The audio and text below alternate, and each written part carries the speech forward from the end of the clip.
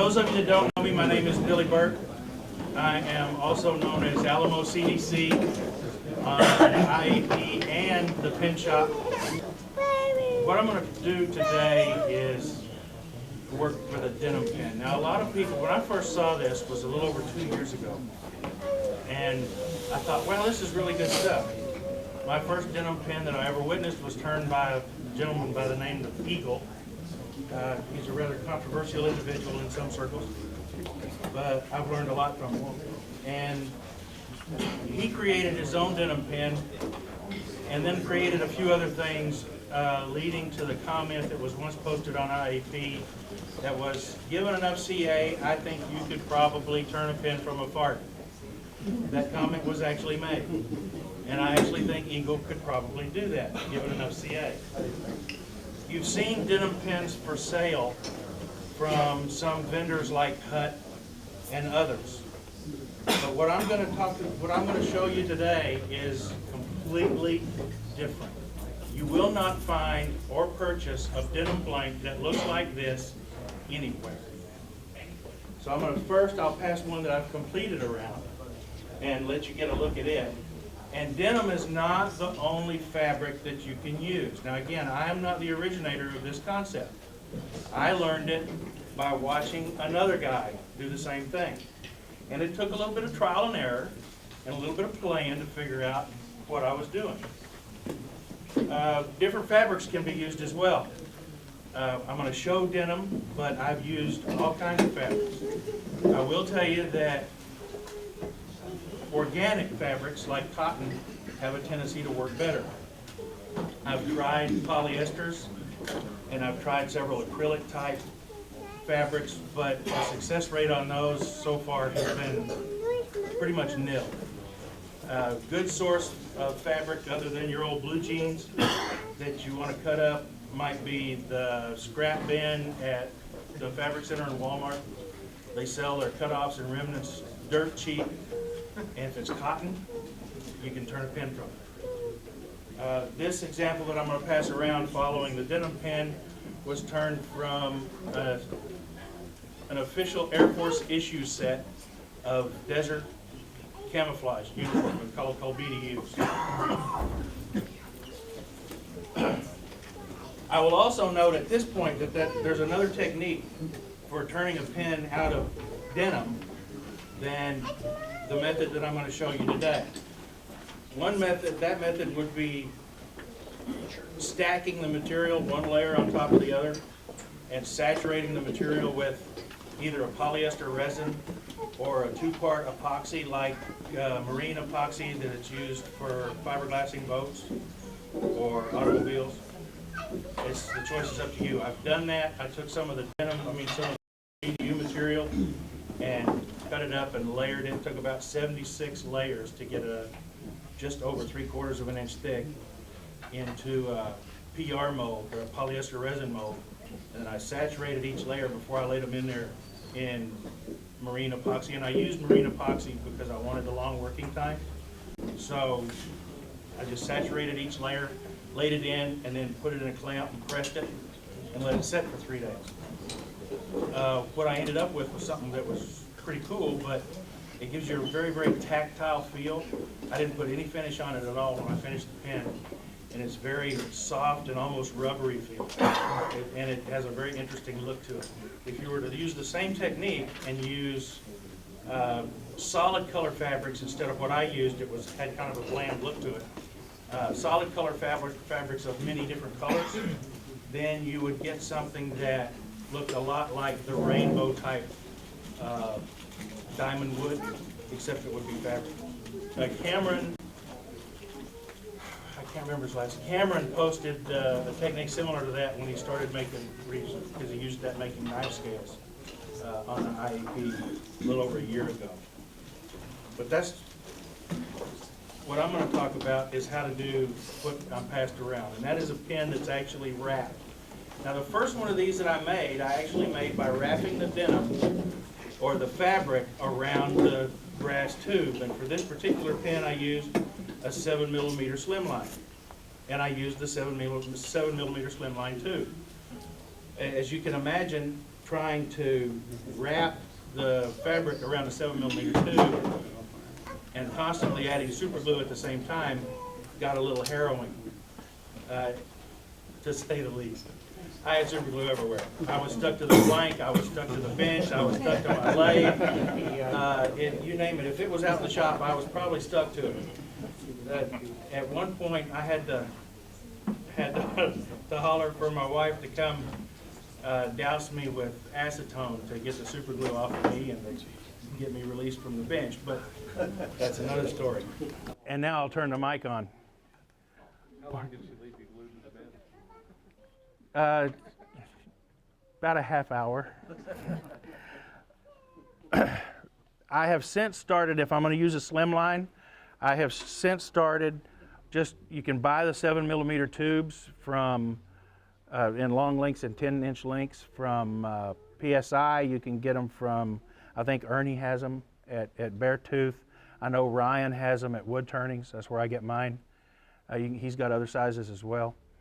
And what I will do is if I'm going to use a slim line or turn a fabric slim line, then I'll just buy the long tube and wrap the fabric the way I'm going to show you how I wrap the fabric right now. This is a Beal chuck for those of you that haven't seen it.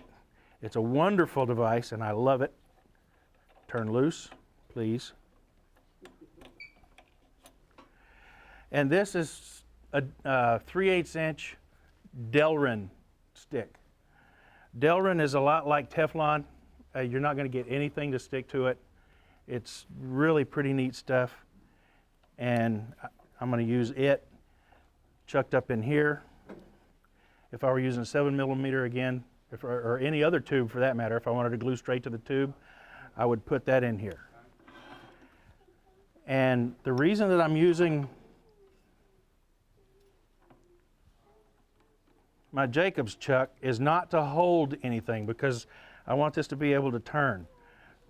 The technique, the trick to getting a really, really good fabric pin, again, denim or otherwise, is getting good contact and good pressure. The object is to wrap this material around the tube or whatever. This is going to be, using this 3/8 inch Delrin stick will enable me to create a blank that I can then drill out and tube to make a Sierra or a Gent or a Junior or a Baron, just about any of the larger pins. Sir? Word of warning. If you're buying Delrin, test it before you do this. I just bought some on the internet and it was labeled Delrin all over it. And it sticks to CA very well, thank you. Be very careful. There's a supplier online who apparently has some that he doesn't know. I sent it out and had it tested, and they said that's not Delrin. So be very careful. Test it first. Make sure that it's actually not going to adhere to your CA, because it's a real pain in the neck if you've done a puzzle pen and you're trying to take that thing out of the middle. You got $50 worth of puzzle sitting there, and it won't come out. So be aware that the Delrin that's being sold isn't all Delrin. And I'm sure he's not doing it intentionally. I haven't yet notified him, so I'm sure not going to tell you who it is. But test your Delrin. Good point. I got mine, another member of IEP, Rifleman 1776, had a bunch that he didn't need and sold it to me a few years ago. And he told me that he tried to glue it and it wouldn't glue, so I knew I wasn't going to have a problem. There are a couple of tricks to getting this to work right. One trick is to use the right glue at the right place at the right time. This is thick CA. I originally started trying to adhere with thin and then work up as I got thicker with, and as I wrapped, run beads of thick, and that doesn't work. So you simply run a small bead of thick CA, and the emphasis here is small because if it's too much it won't dry fast enough. Another good thing about using thick CA at this point is you notice I'm using my fingers, and if I was using thin it would have already saturated the fabric, and where would I be? I'd be stuck to the bench again. Hollering, honey! It's not fun. And I appreciate y'all laughing at my pain. How many honeydews did she make you promise to do before she released you? I'm not going to tell you. Classified. Yes, exactly. That's classified information. All right. I'm going to throw a little twist on you. This, as I've started now, would make a great denim blanket. You simply wrap it up and saturate it. Well, it's not quite that simple. I'll show you. But you simply wrap it up and saturate it with glue. And then you let it set. And hope you don't get stuck to it while you're doing this. But if you want it to really look cool, pardon? This is all cotton. This is red denim. This is red denim.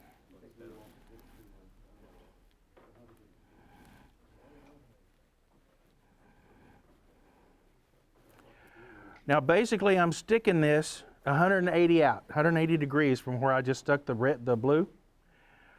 Delrin won't permanently, CA won't permanently stick to Delrin. It will let you get a tack, but after this is dried for 24 hours, I can simply set this, let's pretend that this is my Delrin rod and it's still stuck in here. After it's dried for 24 hours, I can slap this in my bench vise, about like that, pop that, and it pops right out.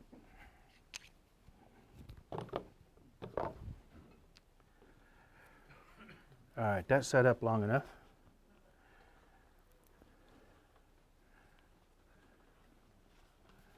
And we see we've got it staggered and overlapped. Now if you do this right, then you keep this tight. And the reason that you want to keep this tight is you want to keep the air out from the middle of your layers. If you just kind of haphazardly run this around, you're going to end up with air pockets in here. And when you're turning it, when you hit an air pocket, you'll know it, because fabric will fly everywhere. Actually, shrapnel will fly everywhere, because you are basically plasticizing this cotton by the application of the CA, and you're turning it to really hard shards of plastic, hard, sharp shards of plastic.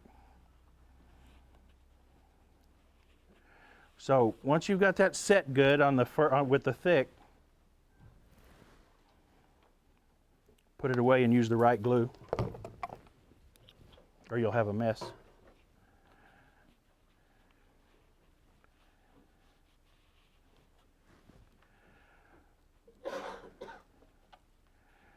You know, it would help to have 3 or 4 hands when you're doing this, but you can get it.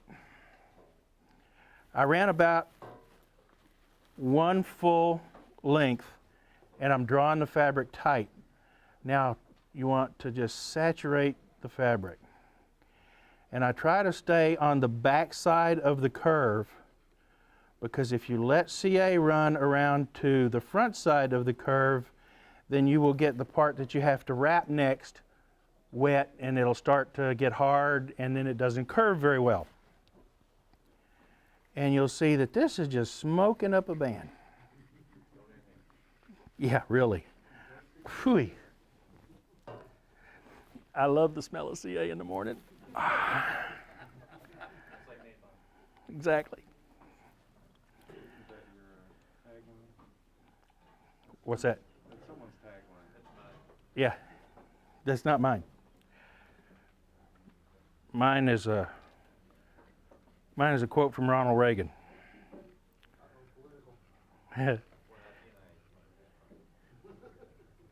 Right. It's not very political. Well, yeah, it is. It's anti-political.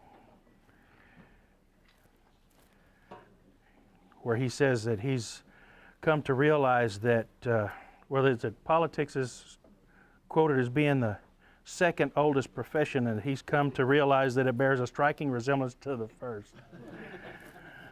I just think that's a fantastic quote.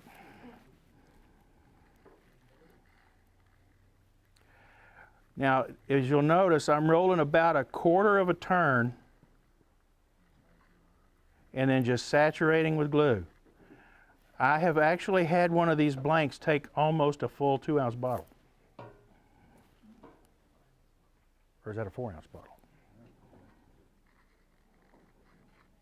About how big of a piece of fabric, if you're just using one piece of denim, how much fabric would you need?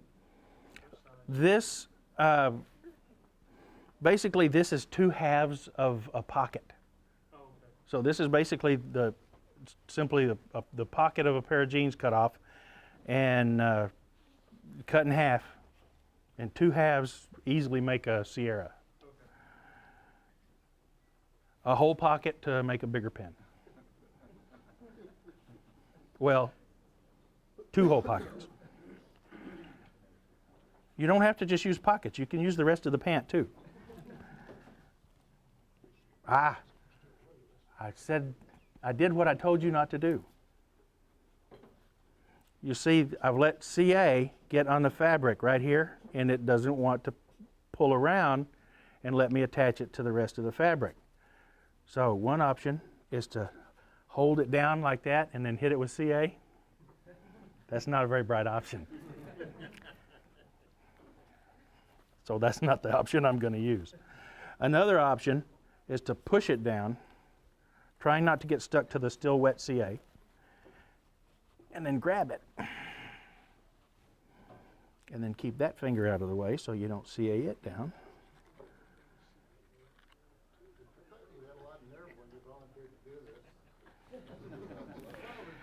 Well, you know, if I'm gonna do something,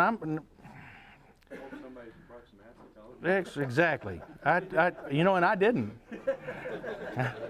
Bright thinking on my part. Hey, honey, I forgot the acetone. Yeah. That's all right. I know Chris knows how to drive, and he knows the way home. Me and the lathe will just ride in the back.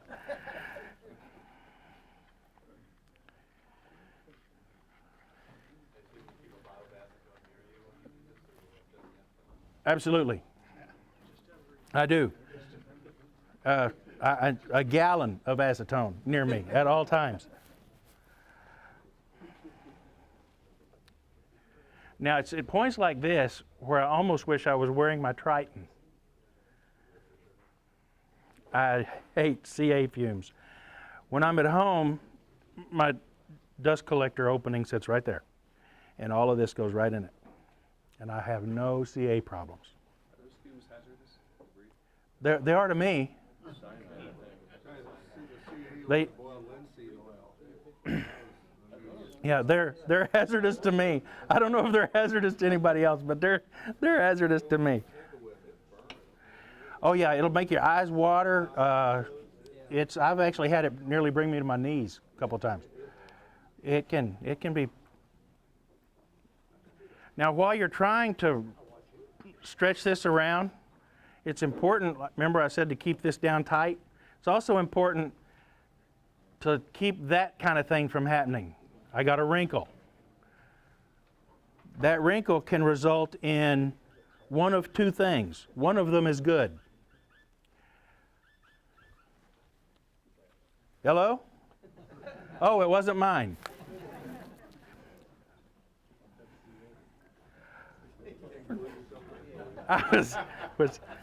I'm sorry, that was bad, wasn't it? All right. This can result in one of 2 things. One of them is bad, one of them is okay. One of the things that such wrinkles can cause, I've already told you, when you're going along with the skew and you hit it just right, you end up with denim shrapnel. But if you're really lucky and you're really careful, another thing it can create is a design opportunity. Now I said that seriously. By design opportunity, you'll notice if you've ever purchased a denim blanket and tried to turn it or turned it, you end up with a rather bland looking, well, yeah, you can tell it's denim if you look close enough, but it just looks like a piece of denim. The one that I passed around has different layers of denim all at different places. Does that make sense? You know what I'm talking about? You're not going to buy that. The only way you can create that, or the only way you can have something like that, is to make it yourself. And the haphazardness, I like that word, the haphazardness of, I'm getting to the end and it gets tough, of that ability, thank you. Go ahead.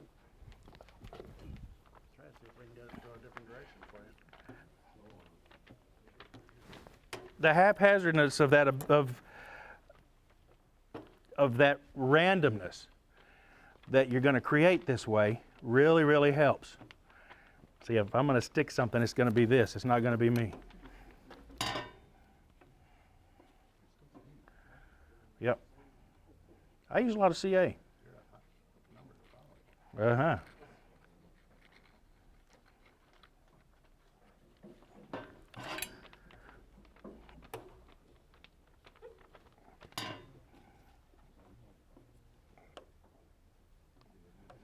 That's what Eagle told me to do, and I said, you do it. What's that? That's what you're doing. What, with my hand? No, he says, "You're on the way, that's fine, send me one."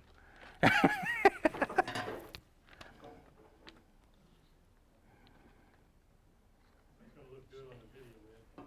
What's I that? think I'm out of the video. I'm hoping I'm out of the video. Yeah. Well, it was, I thought about that. what was Ed fanning Billy for? Was he gassy? No first row left. Yeah. All right. Some of it's stuck down real good, some of it's not. But that's all right. You just saturate. And you go. And you saturate. And hopefully this will not spontaneously combust. It hasn't yet. Never has. Half a bottle. And it's not done. It's going to take more when you're turning it. We can just let it sit. Thank you. Sure. You're a good man, Charlie Brown. Yeah, I'm done. Thank you. And when that eases up a little bit, I'll get back up there to it.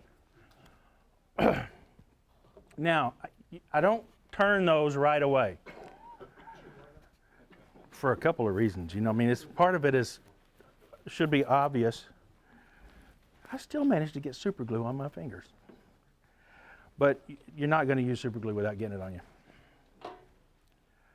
Now, it looks kind of ratty right there, doesn't it? And you're thinking, come on, fat boy, you're going to turn a pin out of that? Actually, I am. Because after I've let this sit for about 24 hours, and it's nice and dry, and I knock the Delrin rod out of it, then I'll throw it back up here on the lathe between centers, and I'll rough turn it so that it's somewhat round.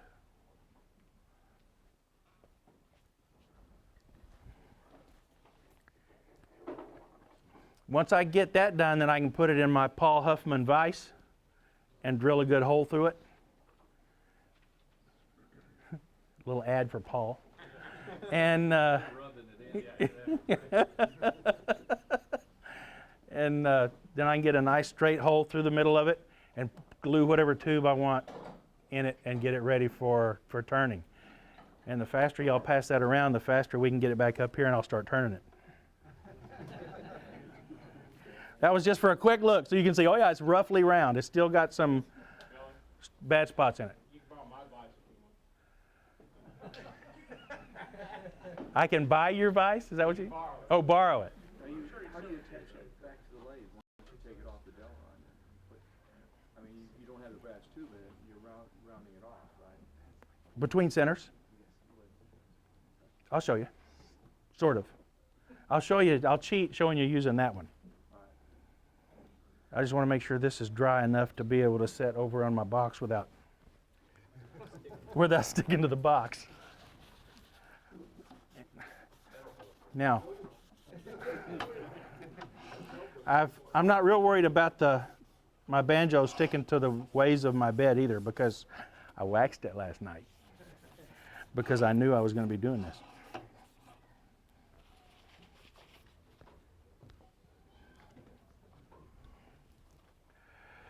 There's been, speaking of turning between centers, the one of the big buzzes going around on both the pin sites, I guess, in the last, I don't know, year, a little while, 6 months, has been turning between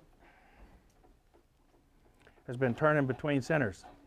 I'm not going to fight with it with wet CA on it. I'm going to cheat. Now I don't have to worry about what it sticks to.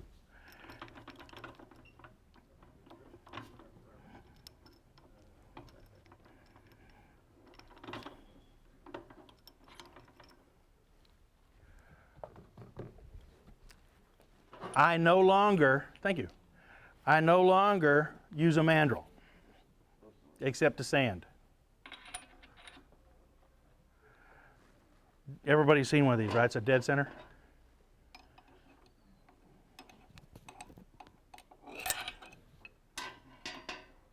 Everybody seen one of these?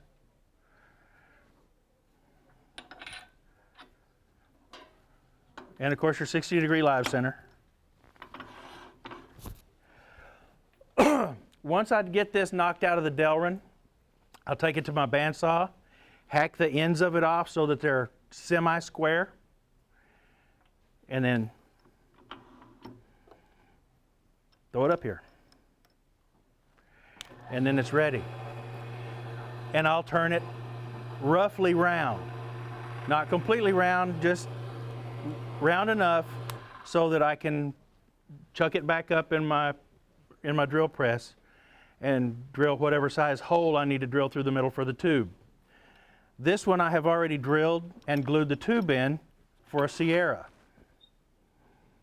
And you noticed when it was coming around maybe that I also milled the end so I could go ahead and turn it down real quick to show you what it's going to look like.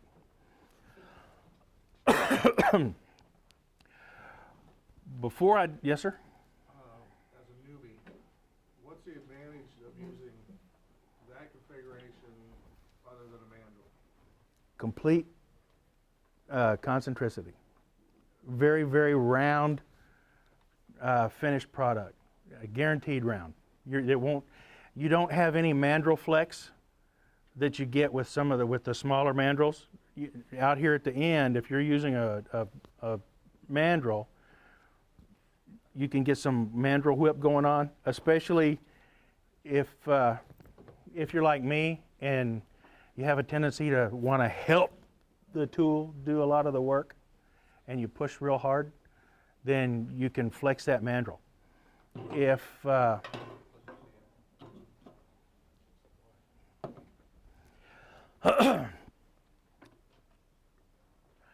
If you crank down too hard on the tailstock, you can also flex the mandrel, and that will cause you to get basically out around turnings down here at the end. This way is a little slower because you're only turning one barrel at a time. But wait a minute. When you got them both chucked up on the same mandrel, are you really turning them both at the same time? No. But I will use a mandrel still for sanding and finishing if I want to do it that way. So you get to exact size for bushing, you have to use a caliper. I'll use bushings. I'm going to show you.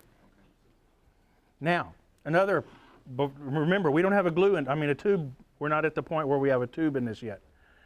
So we've got to turn it round. You're starting with something that looks like this, and you want to turn this round. You have to be careful when you chuck this up between centers that you chuck it up the right direction. Which way is the lathe going to spin? Now, I've never made this mistake.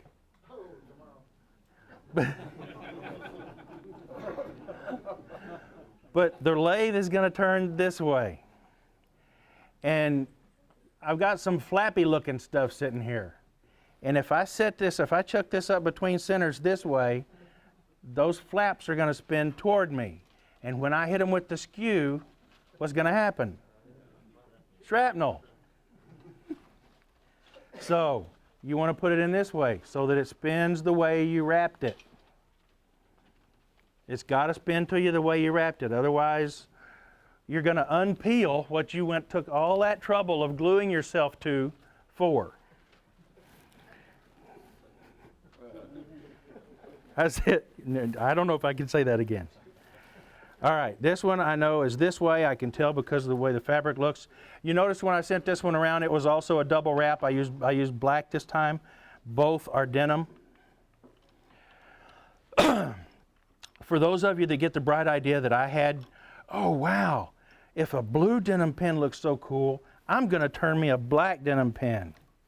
Go ahead. I did. Looks like black polyester resin. And the reason is because of the way they do the black for the dye, and I'm assuming the red's the same way. In blue denim, the blue is more on the outside of the thread than anywhere else. On the inside, you still have white cotton showing. So when you turn it down, it gives you a really cool looking effect. With the black denim and the red denim, if you were to do solid black or solid red, you don't get any white. I've got some black sitting in some water with just a tiny bit of Clorox. I'm going to see if I can't bleach it out a little bit, but so far I've not been successful. It bleaches out into holes. That doesn't work. Now, before we use any shop equipment, it's an important thing to talk about shop safety. Be sure to follow all the instructions that come with your power tools. And remember, there's no more important piece of safety equipment than these, your safety glasses. And thank you for everybody that recognized that. It's not plaid, is it? Ask me sometime, I can tell you a story about Norm. He's a cool dude.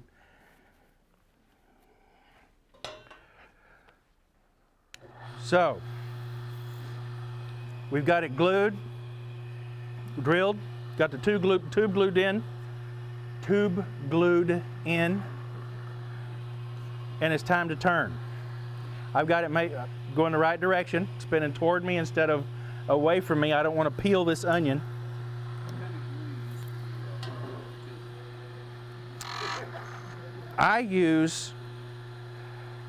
The question was, what kind of glue do I use for my tubes? I only use epoxy. That's just me. Some people have really good luck with CA. I don't. My slowest setting CA always sets too fast when I'm trying to glue a tube. I don't know why.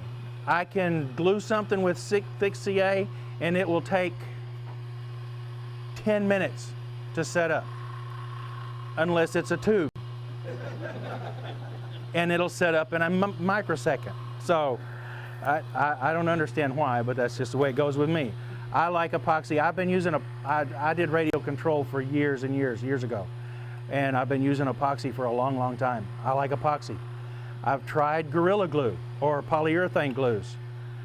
I don't like the mess. A lot of people say, well, epoxy's a mess. Well, not for me, it's not, but I've been using it a long time.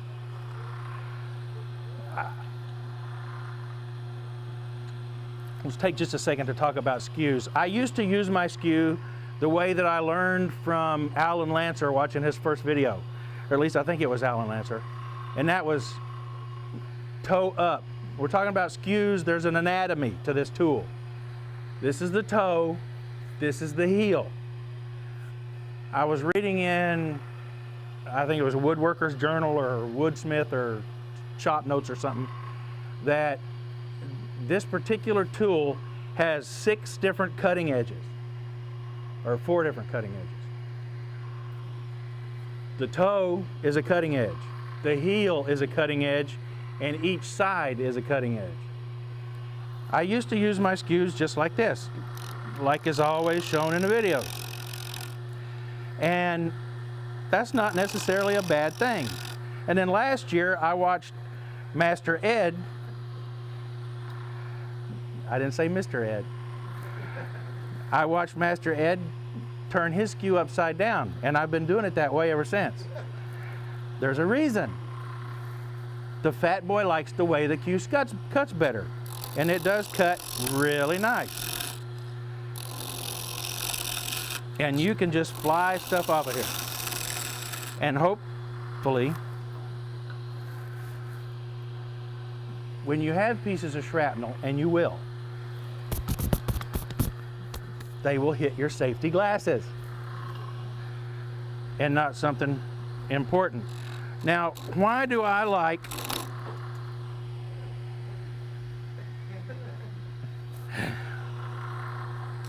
grenade? Why do I like the toe down? I get less catches. There are times I still cut with the toe up. Like if I'm doing beads and coves and stuff like that.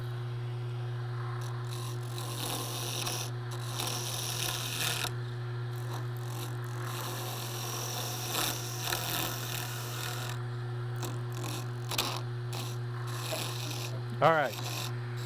The amount of catches I'm getting is telling me that it's time to stop and take a peek.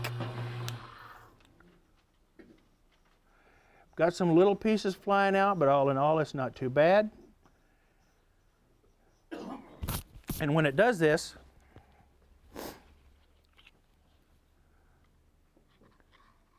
you just reminded who's boss.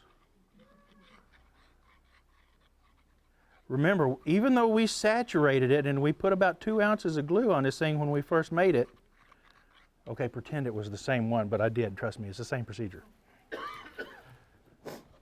Sometimes that saturation point wasn't reached as well as you thought it was. I mean, it'll look like this glue is just dripping off of it. There's no way it's going to absorb anymore. And when you start turning and start getting it down, it has. And of course, I didn't bring my accelerator. You mean this stuff? No. I thought of something, but I'm not going to do it. I may have wet CA on here, so when I turn this on, I don't want to be in the path. Huh? No, it got the shield. All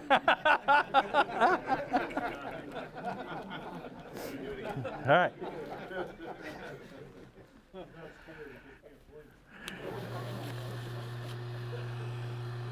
That's what I thought was going to happen.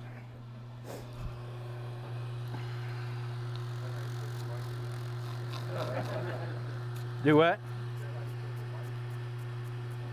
The white? Yeah, paper towel.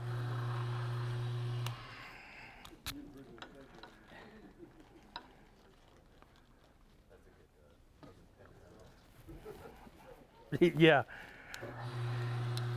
Yeah, I'm trying to sell a paper towel, a pen made out of Bounty. Anybody want one?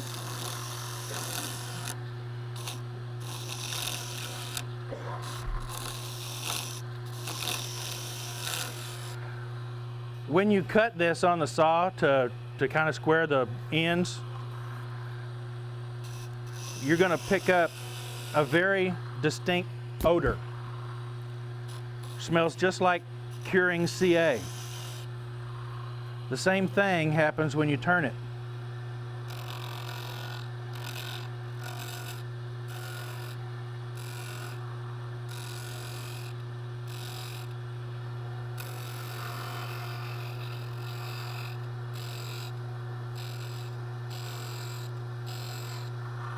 Trifocals.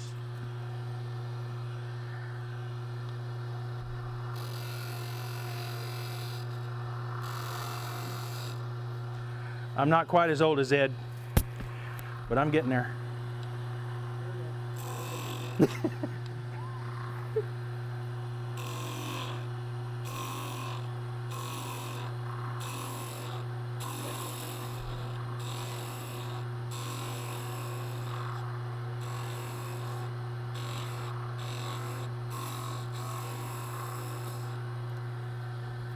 Oh, good.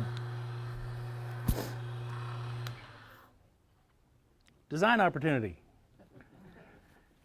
Actually, I wasn't not. I may just shorten it. I got down to the brass. I don't, for those of you that have seen much of my work, you've seen enough. That's exactly what you thought it was. It was a catch. That wasn't. It's not that I have an aversion to bushing turning. I just can't bring myself to do it. Well, for some pins I can, but it depends on the style.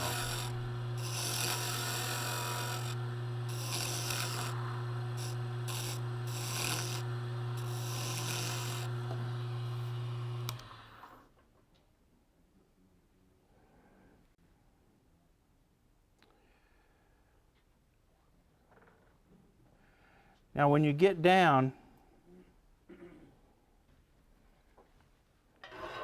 to where you want to start getting toward the finish, you may find yourself looking at a void or two. And I'm going to pass this around so you can see exactly what I'm talking about.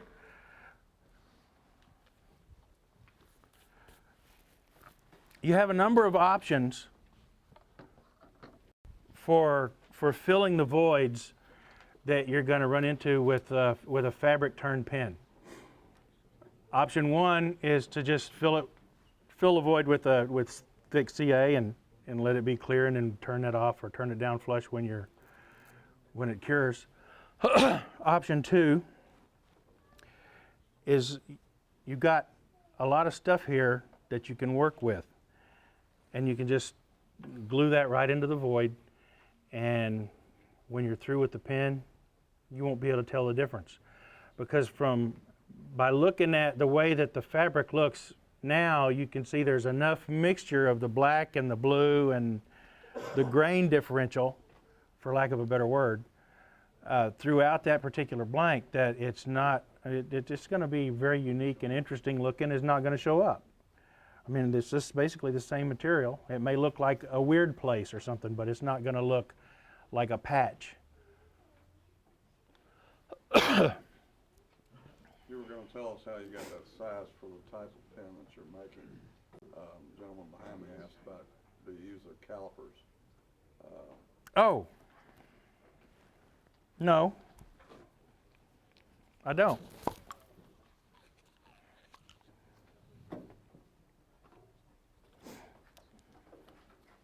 Thank you.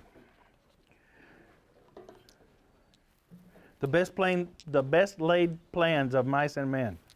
I set my bushings over here because I was going to use them to turn this pen. And what I forgot to put on? The bushings. But I'll show you how to do that when I get that back. Which is what I should have been doing all along. Now there's two different, for slim lines there's only one place to go if you want to do mandrelless turning for slimline bushings, and that's Johnny CNC on IAP. I got a set of slimline bushings from him, and I absolutely love them. It's the only way I'm going to turn slimlines from now on.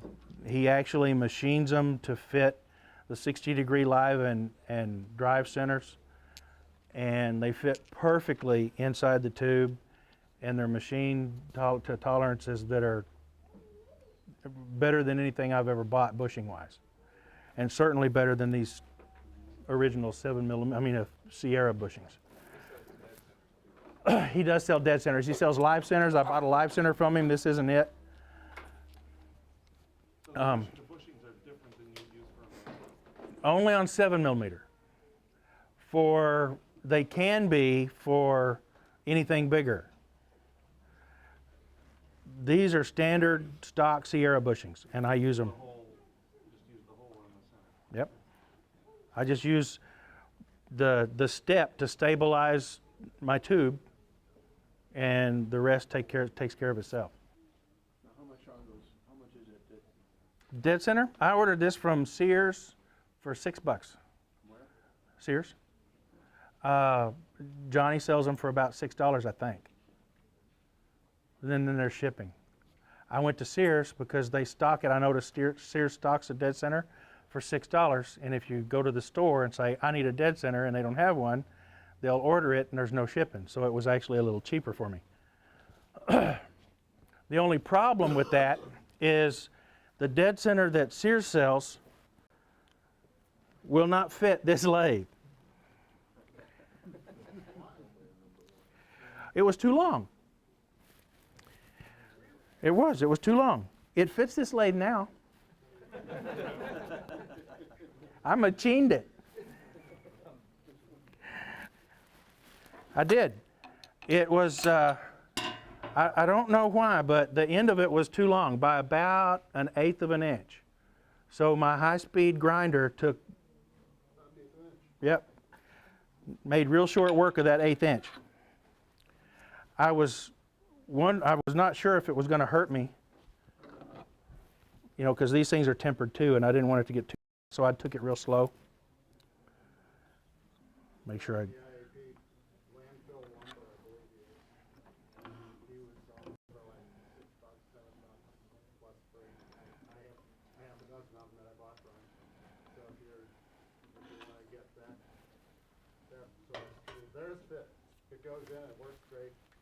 But they will get marred up after a while. You're pushing on that thing, so you are going to make a hole in it. Right.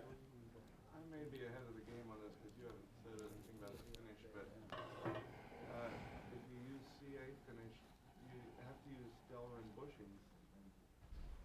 I don't. Gluing to the blank. I don't. I just write what I've got. Once I've got it mounted up with something like this, I just finish it right here. I don't mount it back to, I don't put it on a mandrel. I just keep it with the bushings that I've got. They come out. I've stuck just about every bushing I own to a pin blank using a CA finish, and I always get them out.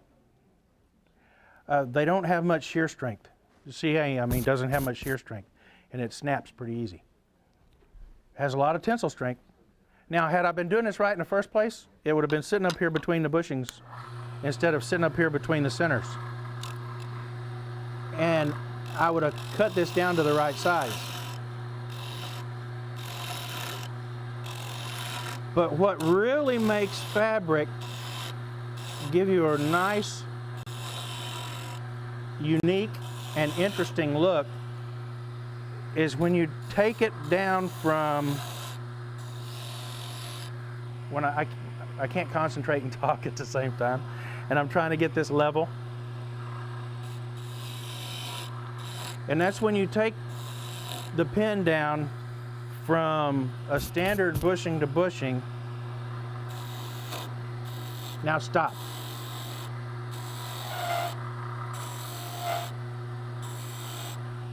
I'm sharpening that pencil. Like Rich was telling us, I'm going from where I want to be thicker to where I want to be thinner.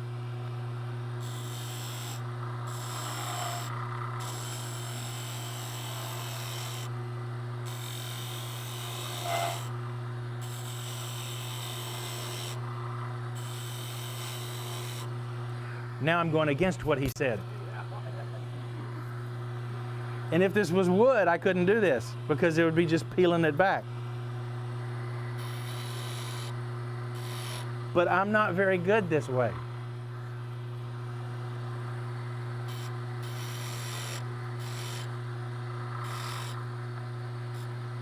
I'm not ambidextrous.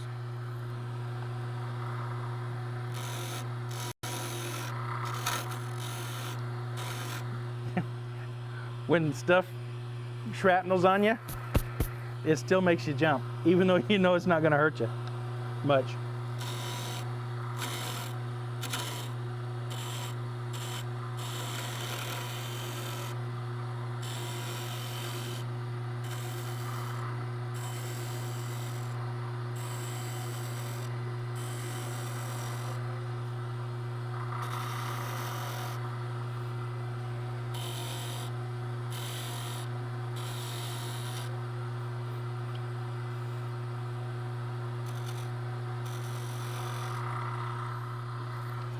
That ought to look pretty cool. My patented shape.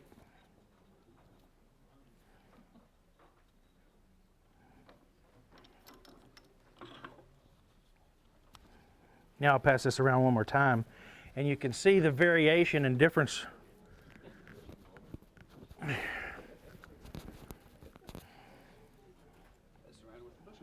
I'll just pass it with the bushing. I didn't add any CA, so it's not stuck because of that, but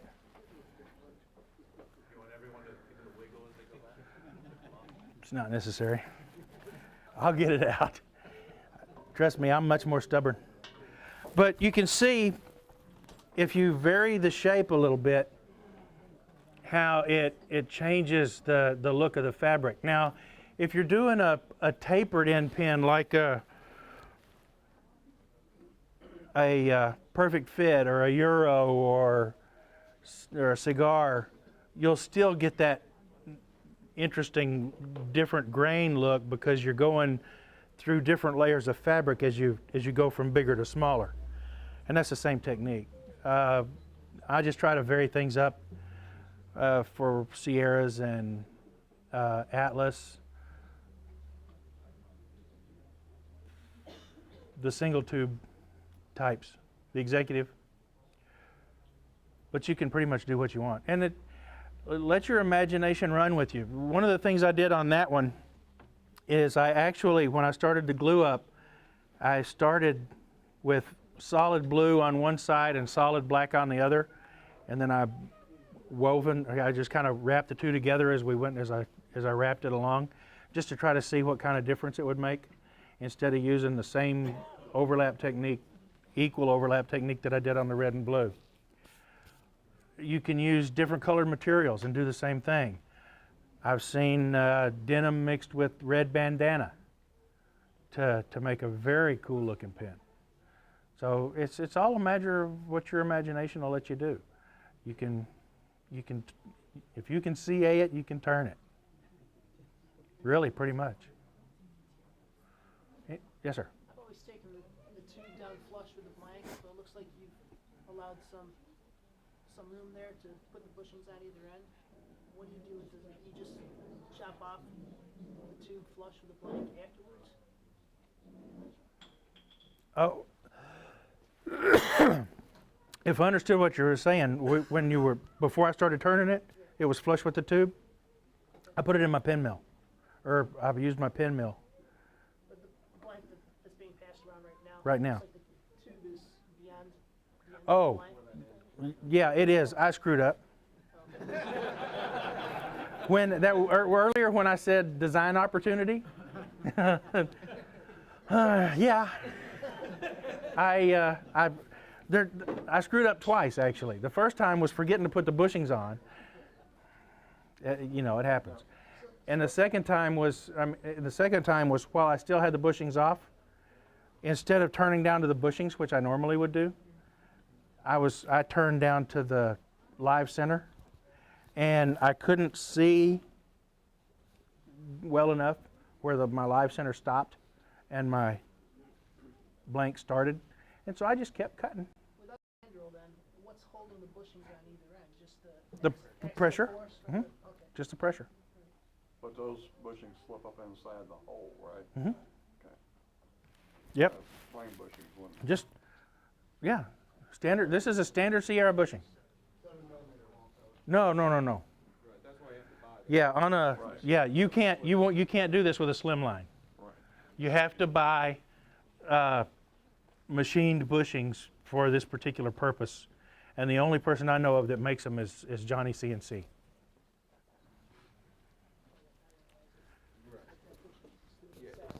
Right. Yeah.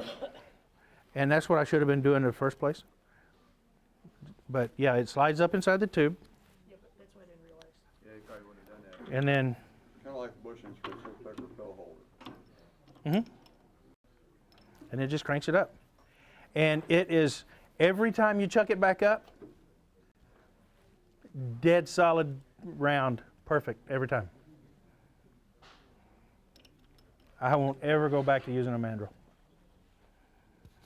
And Now, when you finish that, will you